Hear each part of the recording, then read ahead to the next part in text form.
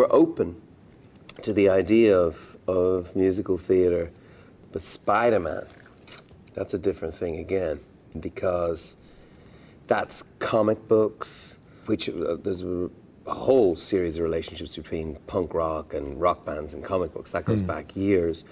But to mess with all these different aspects of pop culture and put them in a blender and see what we could come out at the other end.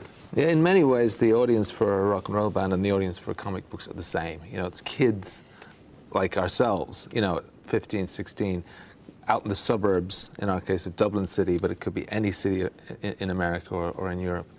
You know, it's like it seems at that moment in your life that there's this world out there you just can't get access to, and the only way you can connect with it is through music or comic books or movies.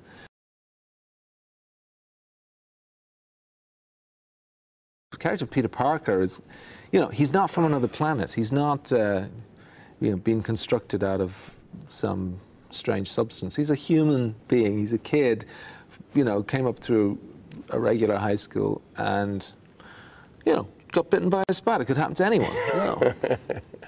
I think he's sort of like every rock and roll star's story in a weird way, in parallel. You know, every rock and roll star probably started out as the geek who was bullied in school, and eventually their form of revenge was to write songs and learn to play guitar or to sing or play drums, and some of us ended up in big bands. So I'm more of a green goblin. Edge is the nerdy guy.